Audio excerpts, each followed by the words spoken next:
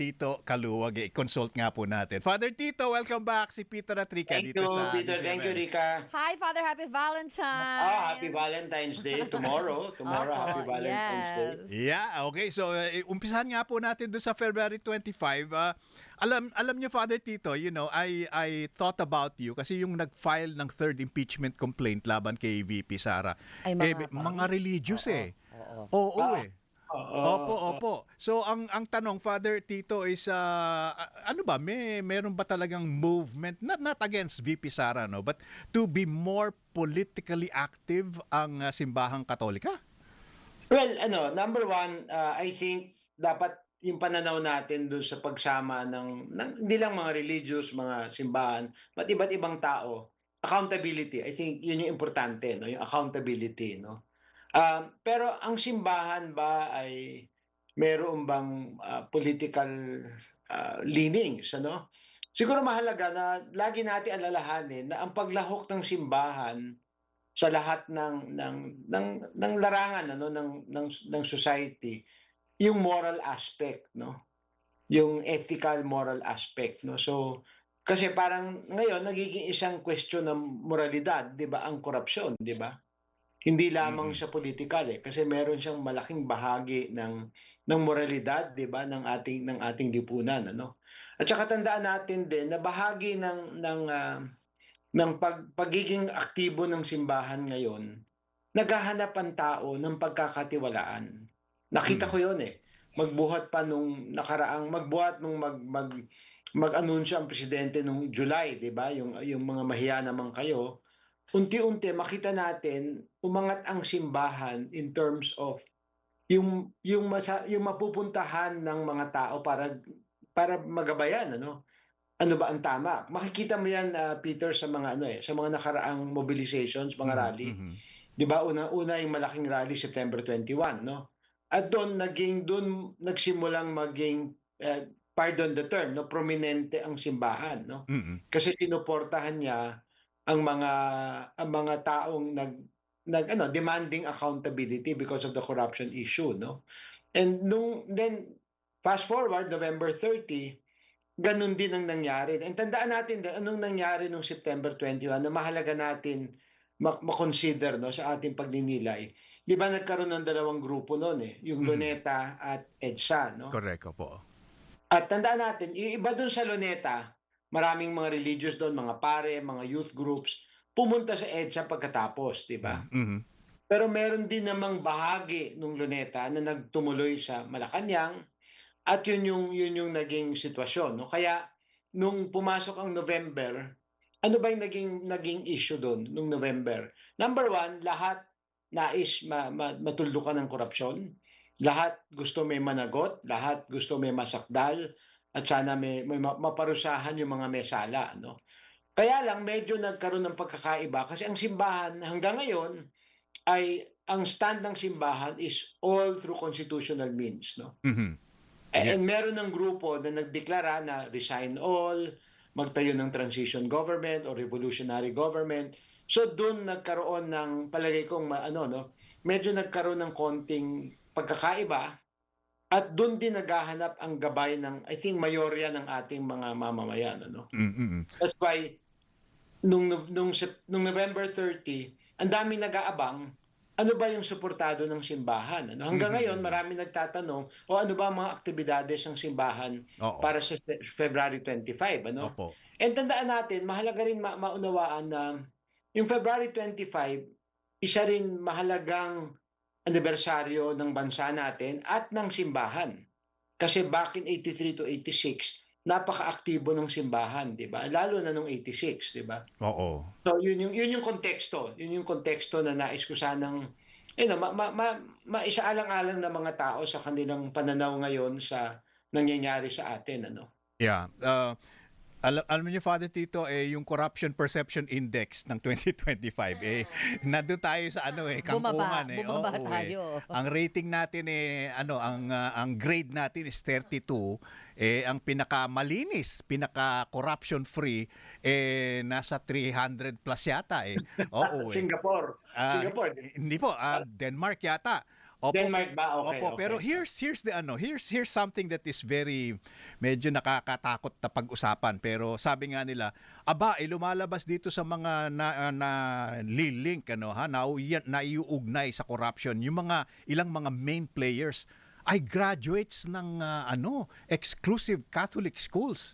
So ang tanong what happened? Nagkulang ba sa training o you can just say, well, there will always be bad eggs in the basket? Hindi.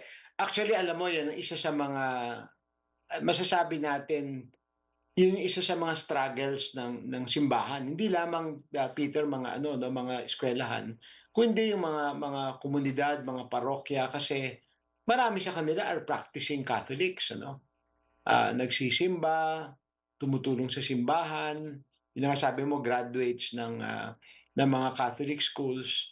And yun yung soul searching ng simbahan, actually, to be very very honest. Hanggang ngayon nagtatanong kami, saan tayo may pagkukulang, ano pa yung dapat nating gawin? Kasi nga talaga namang kumbaga sabi nga natin, 'di ba, black eye, 'di ba? Black eye sa simbahan 'yan, 'di ba?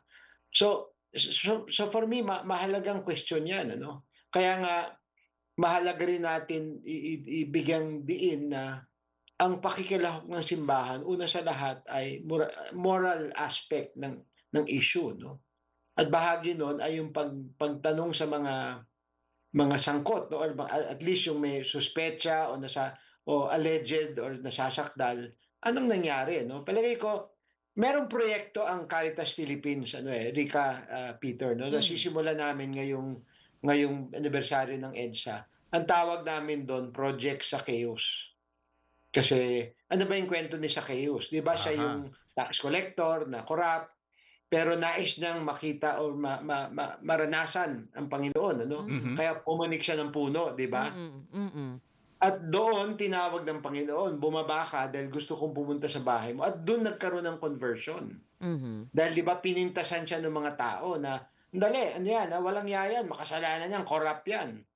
Doon siya sabi, hindi. Sabi niya, he stood his ground. Sabi nga sa Sabi niya, hindi, kung meron man akong dinaya, ibabalik ko 4 times over, etc. Bibigay ko yung kalahati ng yaman ko sa mga maralita, So, mahalaga yung ganung conversion, mahalaga yung ganung usapan. Mahalaga yung mag-usap-usap. Kasi nga, yung isang palagay ko, parang kulang ng pagbibigay pansin. 1 year ago, February 2, 2025, sumulat ang mga obispo natin yung kanilang pastoral letter, may pag-asa pa ba? At doon sa sulat na yun, ang sabi ng mga obispo, lahat tayo kailangan magdaan sa conversion. At lahat tayo dapat maging accountable. Hindi lamang yung mga corrupt, kundi pati tayo. Sabi nga ni Secretary Babe Singson, nung pumutok ito, nag-uusap kami, sabi ni Secretary Babe Singson, sabi niya, alam mo, Father, kasalanan din natin. Nawalan na tayo ng sense of civic responsibility and duty. Kasi hinayaan natin Hinayaan din natin. So ngayon, nabulaga tayo, doon tayo kumikilos, Pero palagi ko mahalaga na merong conversion tayong lahat, At bahagi ng conversion natin is, of course, tingnan ba ano yung mga practice natin na nag-encourage ng corruption, At pangalawa ay papaano ba natin madadala sa conversion din yung mga taong nasasakdal na corrupt, Kailangan may ganung anggulo, So, pero mahalaga ang people's participation. Napakaganda ng sinabi niyo, Father, na kailangan madala natin into conversion yung mga taong corrupt. At itong Project Zacchaeus nga, baka kailangan nating malaman from Bishop Ambo kung sino nakausap niya na lumapit daw sa kanya na involved dito dun sa flood control. Tapos nung sinabi niya, handa ka bang harapin? Sabi nila, hindi. Hindi, yun ang Kailangan diba? nila yun. Alam niya, meron akong babahagi na nagkaroon kami ng dialogue with the government, ang mga obispo and Caritas. Remember, Caritas kasi ang dinesignate ng CBCP para makilahok ang simbahan sa ganito mga issue. Mula sa dialogue na yun, last October, nagkaroon ng kasunduan ng DPWH, ang Caritas, ang CBCP, ang simbahan through Caritas, ang Mayors for Good Governance, At ngayon, meron kami isang business group na malawak. Hindi ko lang ma-announce kasi hindi pa kami nagpa-finalize. Pero final, more or less, nando na yun. So, baka pirmahan namin yung Memorandum of Cooperation sa February 23. Anong gagawin namin? Bibigay ng DPWH lahat ng mga projects na hinihiling nila na tingnan at ma-check, ma-evaluate. So kasama diyan ang mga diocese kasi ang isang maitutulong ng simbahan ay siguro bukod sa gobyerno, kami yung merong malawakang network eh. And I think ang amin din matutulong ay pwede namin tapatan ang network ng gobyerno kasi kung meron barangay, meron kaming parokya, meron kaming basic ecclesial communities, no? So meron on all levels, no, national, CBCP, tapos sa regional, meron mga regional mga caritas sub-regions, mga diocese, yung mga probinsya. So, ang purpose is people's participation and napakabukas ng DPWH. Binibigay lahat sa amin ng tulong at hopefully nga malulunsad namin yan come February 25. Naghahanda na kami. Tapos ang daming volunteers na mga engineers, no?